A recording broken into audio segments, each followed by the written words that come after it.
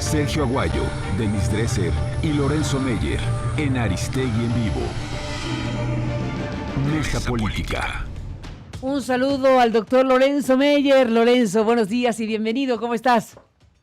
Buen día, Carmen. Buen puente. Sergio Aguayo, buenos días, doctor. Bienvenido. Buenos días, Carmen. Buen día. Buenos días, doctora Denise Dresser. Buenos días, doctora. Bienvenida al programa. Buenos días. Buenos días a los tres. Bueno, muchos temas, muchos temas, pero creo que estaremos de acuerdo, Lorenzo, Denise, Sergio, en que desde todos los puntos de vista es importante detenernos, analizar lo que está pasando, lo que ha pasado, lo que está pasando y lo que puede pasar con el tema de Bolivia, en donde México está tomando un papel muy importante a la hora de decidir otorgar el asilo a el presidente boliviano, presidente en el asilo, no sé incluso cómo le llamarán ustedes, porque aquí hay todo un debate acerca de cómo denominar el estatus jurídico de Evo Morales.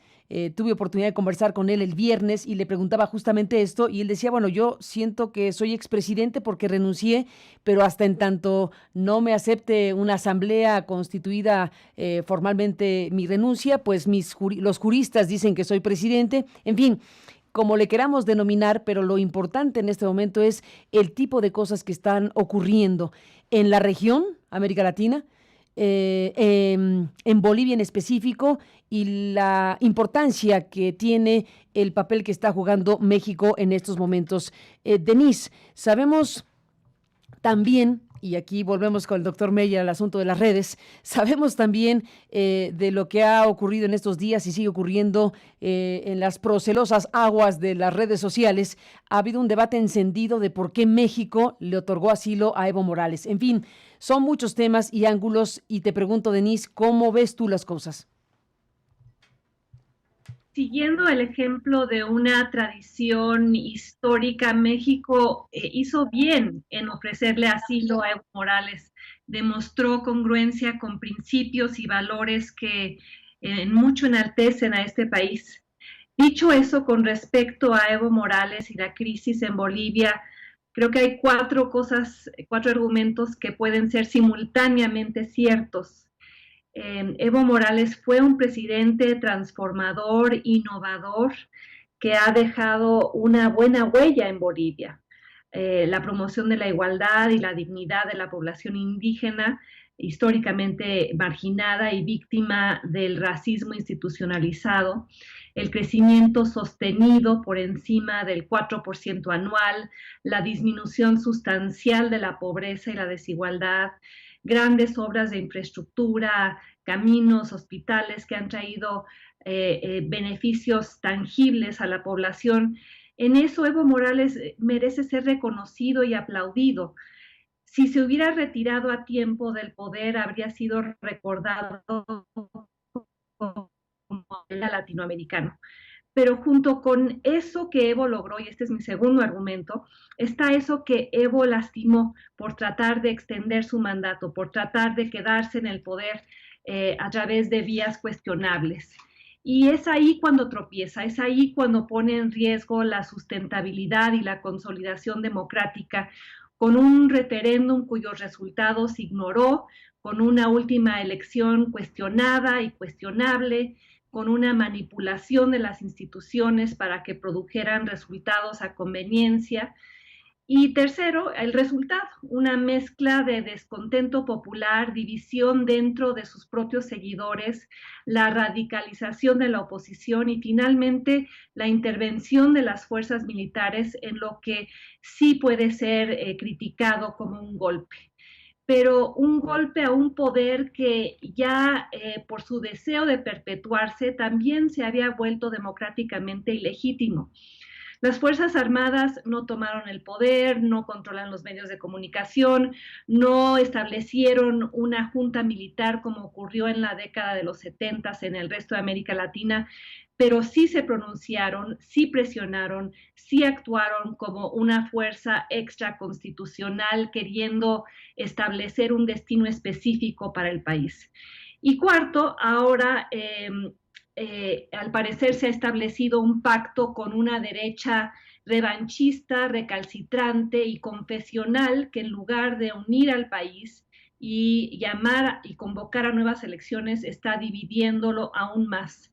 La autoproclamada presidenta Áñez ha impulsado políticas y ha hecho declaraciones que podían colocar a Bolivia al borde de una guerra civil.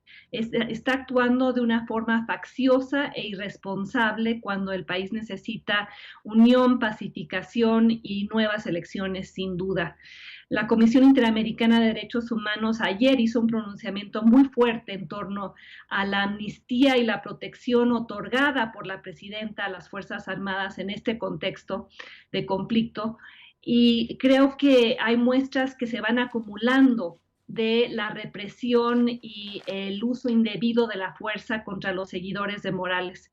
El papel y la injerencia del ejército boliviano es algo que debería ser colectivamente denunciado a nivel internacional y pone en jaque, Carmen, los avances democráticos en la región cuando los generales tienen un poder tan grande y una voz tan determinante como han adquirido en los últimos días en Bolivia. Sergio Aguayo, ¿cómo ves tú el panorama? Mira, empiezo por recuperar la esencia de una columna de Jorge Ramos en Reforma y en el New York Times, por cierto, la publicó simultáneamente en los dos idiomas. Él resume el dilema que plantea Evo Morales en dos frases. Hubo fraude electoral, pero también hubo golpe de Estado. En ese sentido, pues hay material para alimentar ese debate al que te referías en las redes sociales, porque pues las redes sociales se han convertido, lo estamos viendo, en los conductos por los que recorre el halago y los ataques sistemáticos de unos contra otros, se han convertido en un alimentador, detonador, ilustrador de la polarización que está viviendo el país y el mundo, por cierto, no solo México. En ese sentido, tomo el caso del asilo para darle un marco más amplio. Por supuesto, estoy entre el sector de la población que siempre ha estado a favor del asilo y del refugio. Y en ese sentido, creo que el caso Evo Morales, al empalmarse con los acuerdos de junio de este año entre los gobiernos de México y de Estados Unidos, ilustran la generosidad casuística y la crueldad sistémica. ¿Me explico? Es un acto de generosidad y de una política exterior tradicional de dar asilo a Evo Morales. No estoy en contra de ella, me parece muy bien. Creo que se les ha pasado un poco la mano en la generosidad, dada la situación de austeridad en la que vivimos. Pero bueno, eso no es lo esencial. Una persona amenazada, indudablemente, con riesgo para su vida, justificado. Pero al mismo tiempo, el gobierno de México está ejerciendo una crueldad sistémica junto con el gobierno de Donald Trump en contra de los migrantes, porque dirán lo que quieran, los informes que están saliendo constantemente de Estados Unidos y de México muestran el maltrato que están viviendo los migrantes en las dos fronteras. Me centro por ahora en la norte, en donde los informes de Human Rights First, por ejemplo, de diciembre del 2018, de Thomas Wong, que acaba de salir en este mes de noviembre, de la Universidad de California, San Diego, muestran la situación de maltrato en la que viven y de inseguridad.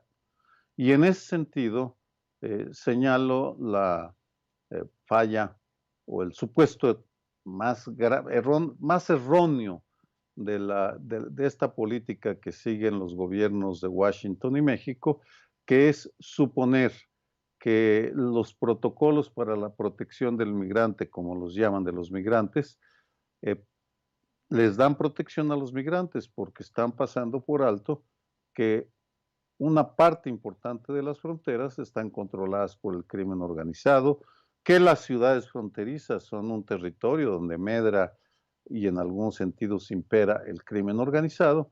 Por tanto, lo que está haciendo nuestro gobierno, la Secretaría de Relaciones Exteriores, es un acto de crueldad sistémica contra los migrantes que usan nuestro territorio para llegar a Estados Unidos. Se combina con la generosidad casuística hacia Evo Morales. Una contradicción que va a pasar factura, o ya la está pasando. Lorenzo Meyer, doctor, ¿cómo ves tú todo esto? Bueno, yo estoy básicamente de acuerdo, ahora sí, con Denise. La argumentación que ella pone me parece que la puedo asumir como propia. Evo Morales es un parteaguas en la historia de Bolivia, una historia en donde la época colonial apenas ahora está pasando y no sé si hasta qué punto regrese.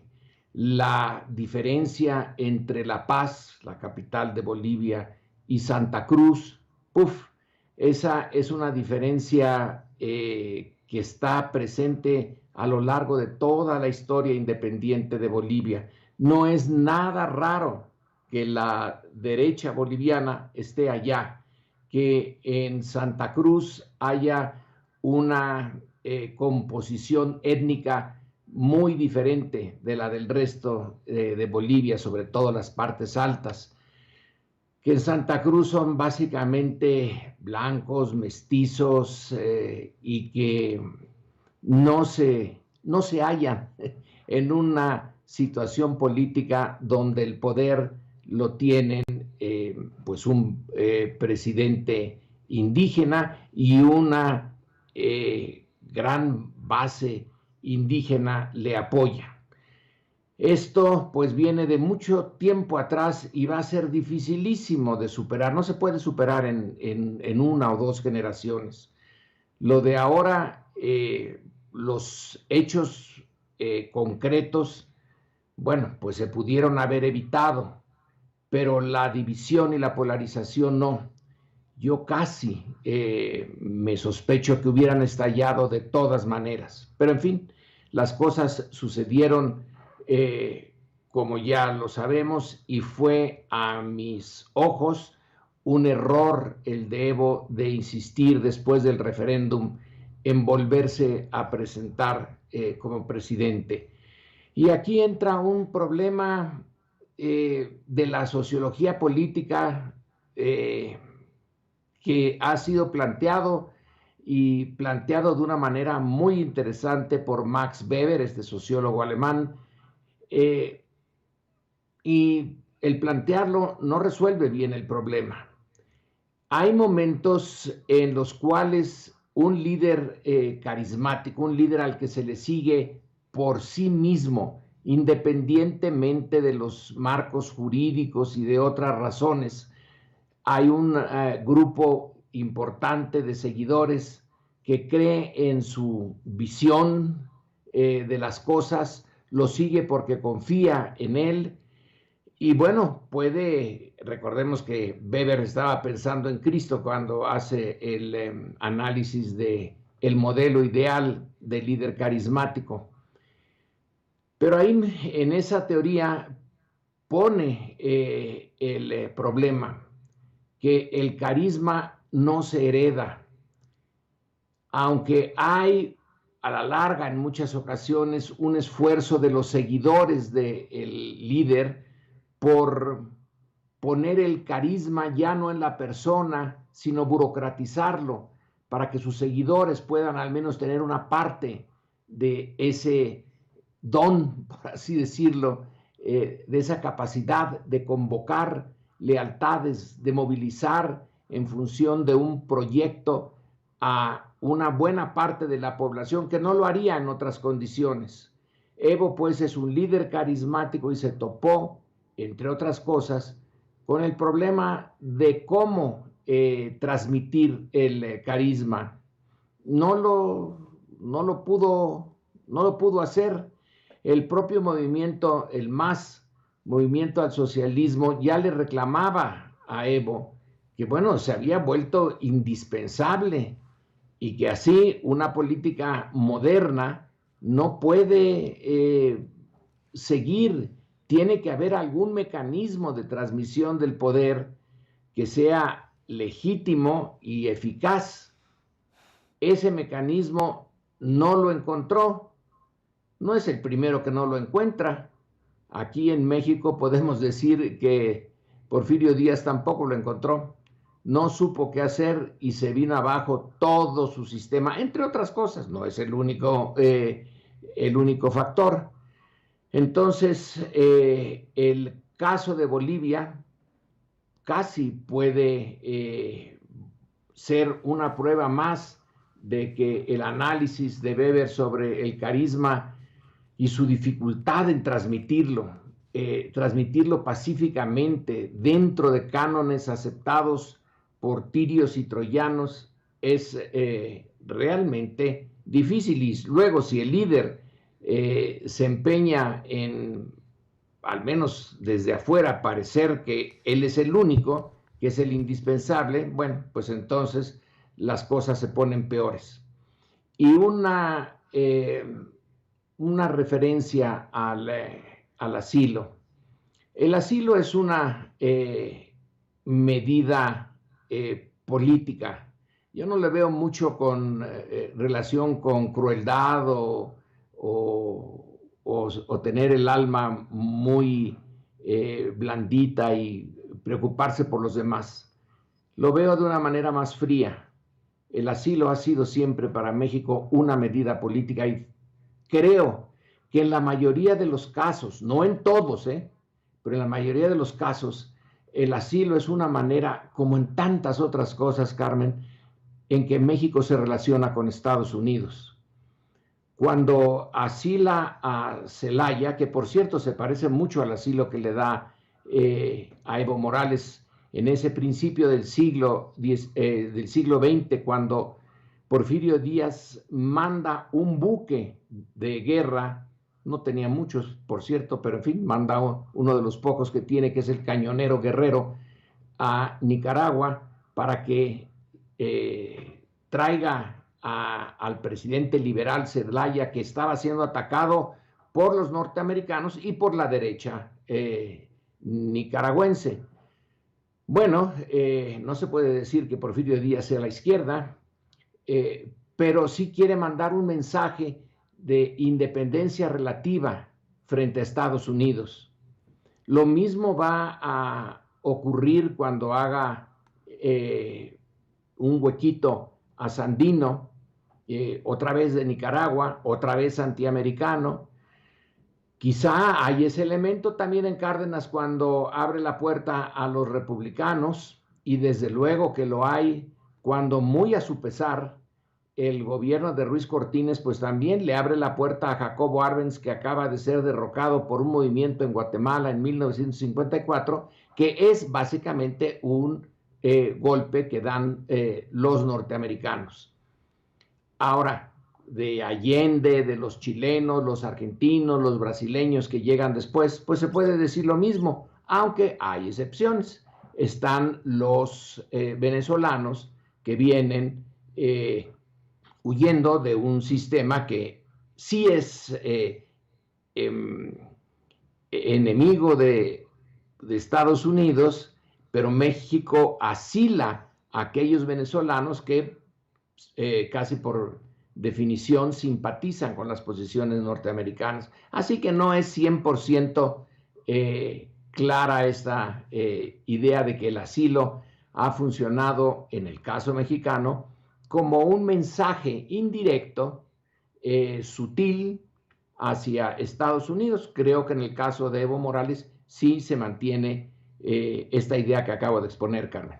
Pues ahí está todo un panorama y una discusión abierta al respecto del asunto. Déjenme recuperar un comunicado de la Comisión Interamericana de Derechos Humanos ciertamente forma parte de la OEA. La OEA es muchas cosas, es Almagro y muchas otras cosas, mientras que Luis Almagro está validando la llegada de esta manera de Yanine Áñez y de un gobierno, desde mi punto de vista, de facto, al final de cuentas. Bueno, por un lado eso, por otro lado, la Comisión Interamericana de Derechos Humanos tiene a un relator especial que está abogando por la defensa de los periodistas que están siendo agredidos por ese gobierno.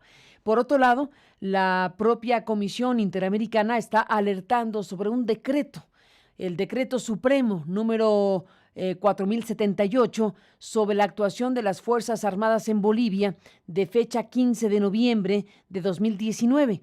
El decreto, dice la CID, pretende eximir de responsabilidad penal al personal de las Fuerzas Armadas que participe en los operativos para el restablecimiento y la estabilidad del orden interno en Bolivia.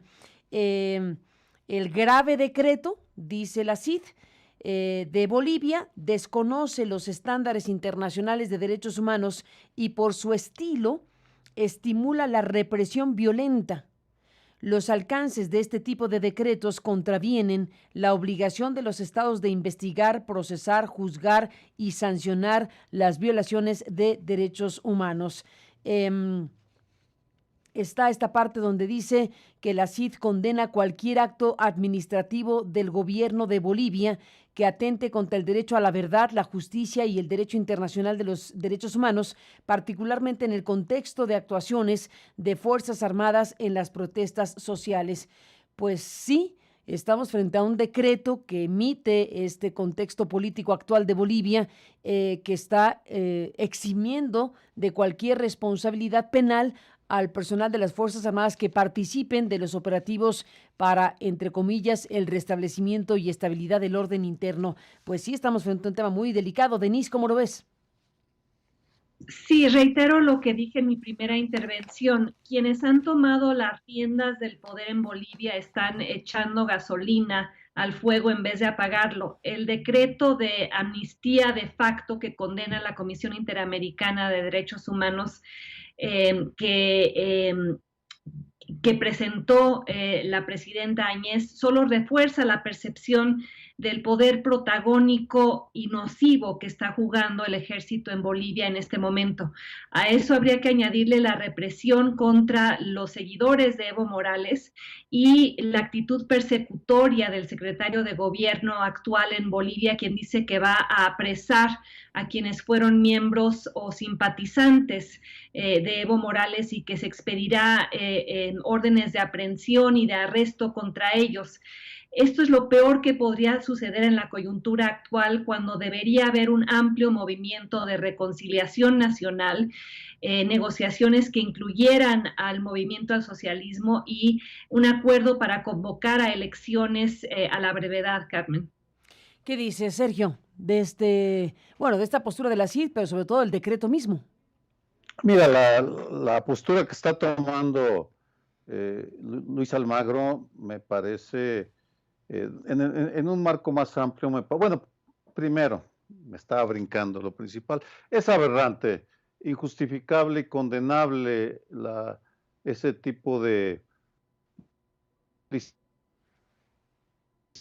licencias para reprimir. No se puede tolerar y esa es una de las medidas que pues crean tanta ambigüedad legítima o tanta ambigüedad en la legitimidad que podrían tener los opositores a Evo Morales. Es decir, no se justifica de ninguna manera, y en ese sentido creo que vale la pena resaltar el papel tan lleno de claroscuros que está jugando la comunidad internacional y en particular los organismos interamericanos. Creo que está muy bien la postura que están tomando de condenar ese pronunciamiento, pero también hay otro tipo de comportamientos de la Organización de Estados Americanos que me parecen inaceptables. Por cierto, hay una carta de José Mujica a Luis Almagro que en algún momento valdría la pena comentar. Sin duda. Ahora lo hacemos, si te parece. Lorenzo Meyer, ¿qué dices de este comunicado de la CID que está poniendo alerta o alarma frente a un decreto de esa naturaleza donde pues está eximiendo o exonerando por anticipado de lo que pudieran hacer las Fuerzas Armadas en Bolivia para restablecer la estabilidad y el orden interno, que es como se dice? En situaciones ya reales de operación, una buena parte de los ejércitos del mundo cometen brutalidades, pero la normatividad de esos ejércitos, incluyendo, Carmen, la Wehrmacht alemana durante la Segunda Guerra Mundial, tenía un encuadre jurídico en que no permitía los abusos de poder. Y solo con órdenes, decretos le podríamos llamar, de Hitler, por ejemplo, en el caso de la invasión de la Unión Soviética, ahí él personalmente, en una carta a la Wehrmacht, le dice a sus miembros que les está permitido llegar a los extremos en la ocupación de ese país.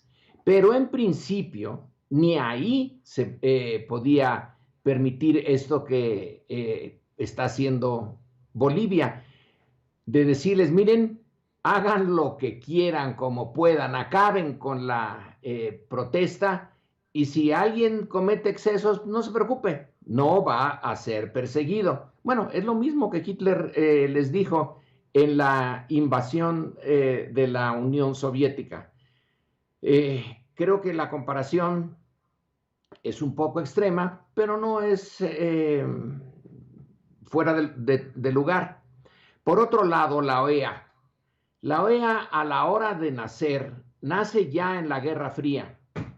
Y México, históricamente, desde el principio, mantuvo una distancia frente a la OEA. No es una organización a la cual México le tenga confianza, y por muy buenas razones, porque restringe a los miembros de esa organización a seguir mucho las líneas que Estados Unidos ha querido seguir. Pareciera que ya terminada la Guerra Fría, esta costumbre se le quedó. México por eso ha preferido también en su historia desde el fin de la Segunda Guerra Mundial y el surgimiento de Naciones Unidas, dilucidar sus problemas cuando así sea necesario en el marco de Naciones Unidas. Le tiene más confianza a ese organismo multilateral en donde hay ciertos pesos y contrapesos. En la OEA no hay contrapesos. La OEA, que tiene su sede en Washington, a unas cuadras de la Casa Blanca, no ha habido contrapesos. Entonces, el que Almagro siga estas políticas, a pesar de que cuando fue ministro de Relaciones Exteriores de Mujica en Uruguay era otra cosa, bueno, no me extraña. Ahí el peso de la relación de dependencia de la OEA con Estados Unidos es mayor, mucho mayor. Entonces, pues sí, hay que analizar lo que dice la OEA, pero nunca hay que tomarla como un organismo independiente. Ahora, la Comisión Interamericana de Derechos Humanos, eso puede ser otra cosa, puede tener una distancia respecto a esta dependencia de los lineamientos de Estados Unidos. Pero ahora, cuando Trump de inmediato avala lo que pasó en Bolivia, bueno, no es de extrañar que la OEA avale como organización y sobre todo su secretario general lo que está pasando en Bolivia. Ni más ni menos. Antes de irnos a una pausa, Sergio, mencionaste la carta de Mujica a Almagro. ¿Quieres comentarla brevemente, que quedó pendiente? Mira, cuando se habla de derechos humanos, la autoridad moral de quien opina es fundamental. Vamos, porque no se trata de lo que dice la norma necesariamente, sino de lo que es justo. Los derechos humanos requieren distinguir entre legalidad y justicia. No todo lo legal es justo y por tanto hay que distinguirlo. Y en este sentido, José Mujica le escribió una carta condenando explícitamente el viraje, la metamorfosis que había dado Luis Almagro de aquel joven que lo había acompañado en las luchas por la democracia, los derechos humanos en Uruguay, y en lo que se convirtió una vez llegado a la Secretaría General de la Organización de Estados Americanos. Eso es lo que quería comentar, simplemente que en este tema tan nebuloso, farragoso, el papel de las dudas sobre la Organización de Estados Americanos se justifican ampliamente.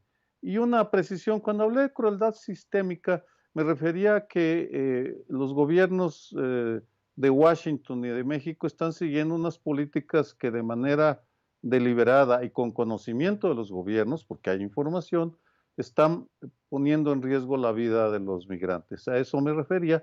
Y es un maltrato sistémico, por tanto, es una crueldad sistémica. Y de lo otro estoy de acuerdo con Lorenzo. Las políticas de asilo, así como la de crueldad sistémica, son hechas por razones políticas. Aquí les interesa más estar bien con Donald Trump por los aranceles, por lo que querramos, que el bienestar o los derechos humanos de los migrantes. Todo un asunto, sin duda. Déjenme, Denise, Lorenzo, Sergio, hacer un alto en el camino. Volvemos con ustedes. Hablando de derechos humanos, también es importante regresar a México y hablar de la toma de posesión de Rosario Piedra como la nueva ombudsman. Hay todo un contexto de cosas del cual creo que hay que opinar esta mañana, si les parece. Volvemos con ustedes.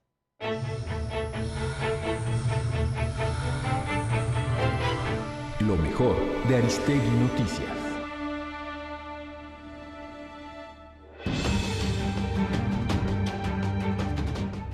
En la conferencia de prensa de este lunes, el presidente Andrés Manuel López Obrador calificó como increíble y vergonzoso que no se acepte el trato especial a los indígenas en la entrega de pensiones para adultos mayores, debido a que dicha población envejece más rápido, porque tienen problemas de alimentación y hasta de movilidad. Bueno, es la verdad vergonzoso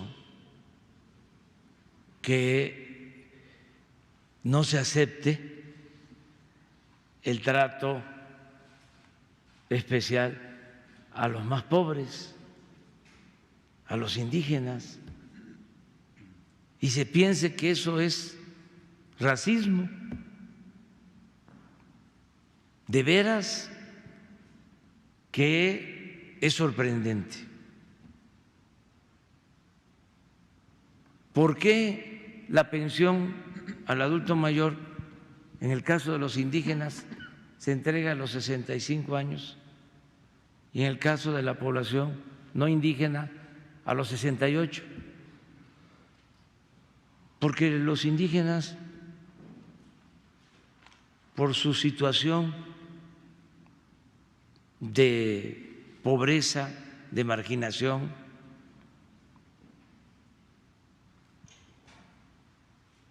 se envejecen pronto porque sufren mucho y eso les molesta. Si darle atención preferente a los indígenas es ser racista, que me apunten en la lista. López Obrador advirtió que se acabaron las bolsas especiales en el presupuesto para proveedores o legisladores, por lo que no habrá partidas con moche, ni tampoco se va a permitir que hayan servidores públicos que soliciten comisiones en la entrega de contratos. No se permite ninguna trampa, desde luego que no se acepta el influyentismo ni la corrupción. Ya se acabó lo del moche, lo del 10%. Ahora estamos resistiendo ya el remanente de esas malas prácticas porque están presionando, que quieren dinero en bolsas especiales en el presupuesto, pero como decía el gran actor Héctor Suárez, no hay. El presidente también reiteró su invitación al desfile del próximo 20 de noviembre para conmemorar el aniversario del inicio de la Revolución Mexicana, además de anunciar que durante la ceremonia se darán a conocer los ascensos dentro del Ejército Mexicano, la Fuerza Aérea y la Armada de México. El 20 de noviembre vamos a recordar la Revolución Mexicana y vamos a hacer la invitación hoy para que nos acompañen todos los ciudadanos. Ya está el programa, es un evento en el Zócalo para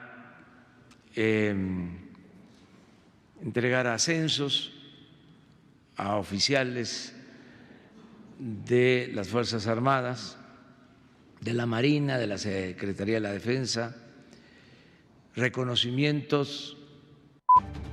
El titular de la Procuraduría Federal del Consumidor, Ricardo Sheffield, explicó que esta semana se realizaron operativos especiales en 20 estaciones de servicio que retiraron sellos de inmovilización o que no permitieron su colocación, pese a dar litros incompletos de combustible.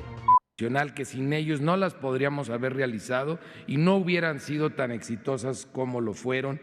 Fueron 20 estaciones de servicio que regresamos a colocar las inmovilizaciones. Las habían retirado o no habían permitido, a pesar de que detectamos que no daba litros de litro, no nos habían permitido colocar las calcomanías de inmovilización. Lo hicimos con el apoyo de la Secretaría de Seguridad y la Guardia Nacional. Consulta esta y toda la información en www.aristeguinoticias.com. Buzón de voz. Envíanos un mensaje de voz por WhatsApp al 5574 32 32 73, 5574 32 32 73. Incluye tu nombre y lugar donde vives. Tu opinión nos importa.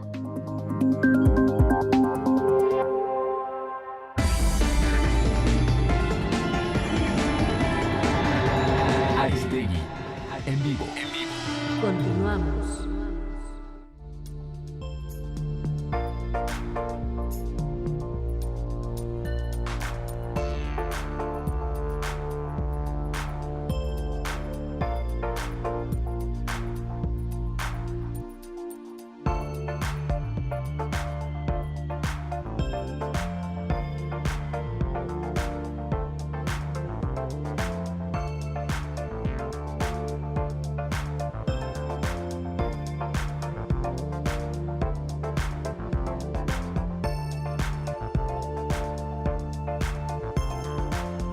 Para seguir a Aristegui en vivo y todo nuestro contenido en tu dispositivo móvil, añade aristeguinoticias.com a tu pantalla principal. Si tienes un dispositivo Android, primero deberás abrir el navegador Google Chrome. Ingresa a aristeguinoticias.com.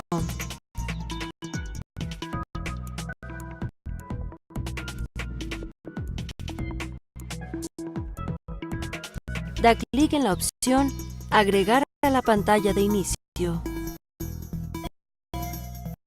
De esta forma, se agregará el icono de Aristegui Noticias a la pantalla principal de tu dispositivo. Listo. Ahora tienes el acceso directo a la versión móvil de Aristegui Noticias. Desde cualquier medio. Periodismo en libertad.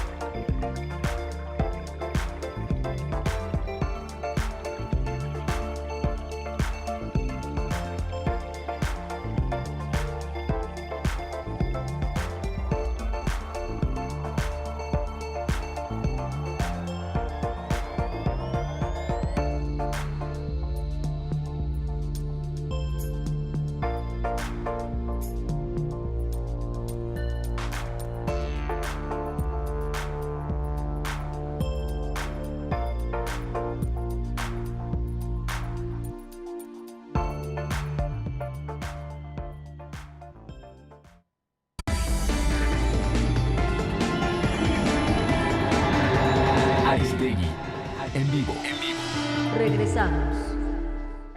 Sergio Aguayo, Denis Dresser y Lorenzo Meyer en Aristegui en vivo.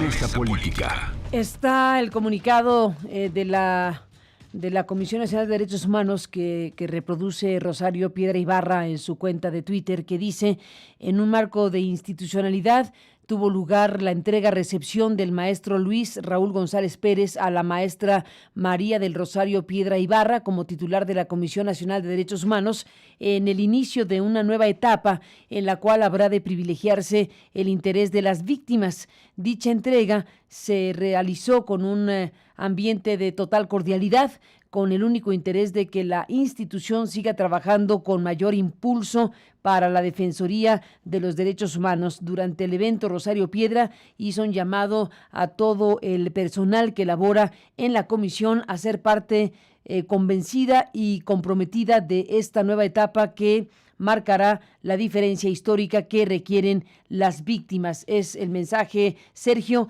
que se emite para dar cuenta de que se ha entregado ya la gestión de la CNDH en manos de Rosario Piedra. ¿Qué dice, Sergio? Mira, Carmen, primero que deseo fervientemente que Rosario Piedra Ibarra tenga un éxito estrepitoso en la comisión, que logre sacudirla o corregirla, refundarla, y porque somos un país de víctimas, actuales o potenciales. Si tú lees la Ley General de Víctima, todos los habitantes somos víctimas potenciales, eso ya lo reconoce una ley. Ahora bien, no voy a repetir el argumento o la historia de cómo llegó al poder. Creo que el relato ya está muy bien arraigado. Hoy, por cierto, Denis Dresser escribe un texto muy, muy sólido, duro, muy duro. Bueno, eso es su estilo, pero muy duro, muy justo, muy preciso. Ya ella decidirá si lo comen los memorables de Denis. Pero prefiero referirme a un aspecto.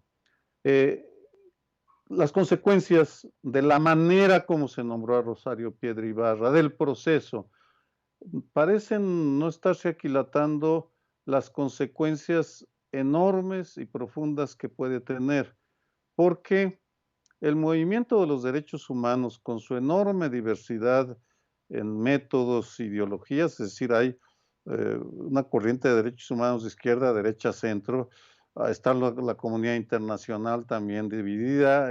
Es un movimiento difícil de categorizar de una manera simple, pero simplificando, hasta antes del nombramiento de Rosario Piedra, de la forma como eligieron a Rosario Piedra Ibarra, había una división frente a las políticas y el discurso de Andrés Manuel López Obrador.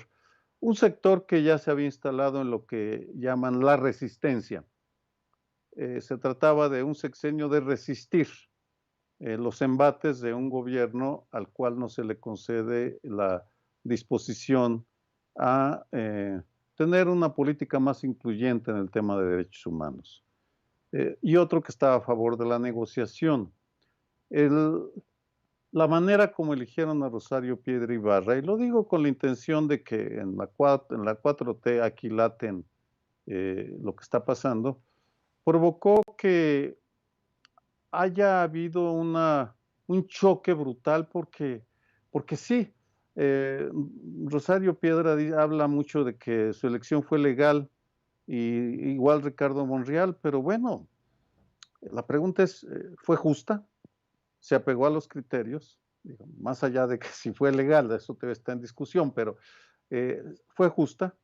Y en ese sentido, quisiera recordar que el fraude del 88 y el fraude de 2006 fueron formalmente legales, no justos. Yo estoy convencido, y en el caso del fraude del 2006 publiqué un libro demostrando que sí se cometió un fraude en el 2006, vuelta no. En este caso, pues hay un rompimiento que yo ignoro hasta dónde vaya a llegar, pero el día de ayer, Javier Sicilia, por ejemplo, en su columna para Proceso, en una carta a Andrés Manuel López Obrador, le informa su decisión de salir a caminar otra vez, de marchar.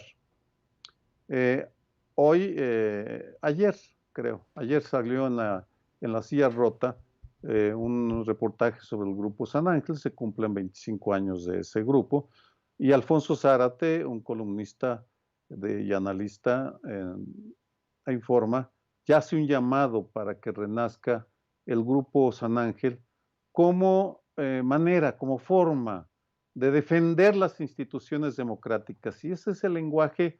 Este es un lenguaje muy fuerte, porque lo que está argumentando Alfonso Zárate y lo que está argumentando Javier Sicilia es una estrategia por un lado, de defensa de las instituciones democráticas, en el caso de Zárate, en el caso de Sicilia, por una revisión de la estrategia de seguridad que, en la opinión de Javier Sicilia, no está funcionando. Ignoro a dónde vaya a llegar todo esto, pero ciertamente fue, no sé si un rompimiento, no sé si qué vaya a ser, de qué estemos hablando, pero la manera tan fea, tan burda, tan grosera como impuso Morena Rosario Piedra Ibarra, va a tener consecuencias, me parece, Carmen, más allá de las que nos imaginamos. Entramos, Denise, en la parte final. ¿Qué dices para cerrar? Pues el presidente, cuando se le cuestionó sobre este tema, dijo que independientemente de la legalidad, no sería justo quitar a Rosario Piedra de la CNDH porque ella fue víctima. Estoy en total oposición a ese argumento. Me parece que al margen de las características loables de doña Rosario, eso es una variable residual ante el tema frontal que el presidente tendría que reconocer. Ricardo Monreal no puede desconocer, y la propia Rosario Piedra no puede legitimar si es la persona honorable que dice ser, porque cuando aceptó que un senador de Morena le levantara el brazo para tomar posesión en medio de un vergonzoso zafarrancho, avaló un fraude obvio, un fraude evidente, un fraude de esos de los cuales Morena se quejaba tanto en el pasado y ahora cometió impunemente una maniobra para asegurarle los votos que le faltaban y que jamás habría obtenido si la elección hubiera sido transparente y conforme a las reglas establecidas. Y lo triste aquí, Carmen, es que Morena padeció las irregularidades constantes del llamado PRIAN, y en lugar de exorcizarlas de la vida pública, se ha rebajado a emularlas. Morena pasó años denunciando las torceduras de la ley en el Senado y vimos que simplemente las emuló. Ahí estaban Ricardo Monreal y Germán Martínez sonriendo y aplaudiendo y haciendo exactamente lo mismo que hizo el PRI con aquella famosa Roque señal, cuando usó su mayoría de manera marrullera en el Senado, festejando, celebrando la priización de la cuarta transformación, porque Rosario Piedra Ibarra no es Rosario Ibarra de Piedra. La madre no aceptó ir a recoger la medalla Belisario Domínguez por pura congruencia, mientras que su hija aceptó encabezar la CNDH en un proceso que desmerece su apellido, porque claramente ha mentido. Ha dicho que su militancia en Morena no es un impedimento para ser presidenta de la CNDH, cuando la ley establece muy claramente que su titular no puede haber ocupado un puesto de dirección en ningún partido antes de presentar su candidatura a la titularidad de la CNDH. Y entonces aquí mintió, y también la fracción morenista en el Senado sabía que estaba violando la ley y no le importó. Estamos viendo un haiga sido como haiga sido, que es partidizar a las instituciones para controlarlas y manipular las designaciones para morenizarlas. Ante el reto de los derechos humanos, ante el imperativo de mejorar, de componer lo que hay que componer dentro de la CNDH, que ha sido una institución en algunos sentidos loable y en otros muy imperfecta, urgía otro tipo de liderazgo y, más importante que eso, un proceso impoluto. Porque en este momento Rosario Piedra dice que se siente orgullosa del proceso en el que participó, rechaza opinar sobre las impugnaciones hechas, pero precisamente por ese proceso creo que ella no debería ocupar el puesto, porque ella tiene la obligación, la tarea de protegernos precisamente de los abusos del poder, pero llega al puesto gracias a los abusos de Morena. Ella va a estar encargada de exhibir cuando el gobierno viola la ley, pero ahora arriba a la CNDH violando la ley. Entonces yo creo que no debe dársele el beneficio de la duda a alguien que ha recortado su conciencia, su trayectoria, su dignidad para ajustarla a las exigencias políticas de la 4T, y creo que debe renunciar. Pues ahí está el planteamiento que hace Sergio y Denise sobre este tema. Lorenzo Meyer, doctor, para cerrar esta mesa, ¿qué piensas de todo esto? Pues que es un episodio muy deplorable. Entiendo la posición de Andrés Manuel cuando dijo que sería bueno que la comisión encargada de la vigilancia de los derechos humanos estuviera dirigida por alguien que directamente ha tenido que ver con ese tema. Es como, digamos, si hay tuberculosis, lo ponen como encargado de un programa para remediar y atacar a la tuberculosis, pues lo entiende mejor porque lo entiende de manera muy personal. Entonces en eso creo que en principio hay algo importante en el argumento, aunque no necesariamente alguien que haya sido víctima directa o indirecta tiene la mejor preparación. A lo mejor alguien que salga de, no sé, del Instituto de Investigaciones Jurídicas tiene mejor preparación. Ok. Pero es comprensible que se haya dicho desde la altura del poder que era una persona que directamente haya sufrido este problema. Pero el proceso fue realmente muy desafortunado. No hay manera de justificarlo.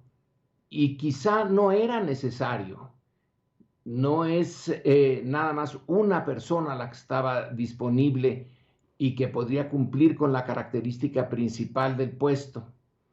El hecho de no dejar claro cómo se eligió, no es que hubiera una corriente de compra de votos al estilo, por ejemplo, del gobierno de Baja California, en donde eso sí fue vergonzoso, pero el hecho de que hubiera 2 votos que no estuvieran bien, eso es importantísimo. Y el hecho de dejar claro que no era Rosario Piedra parte de los instrumentos de dirección de Morena.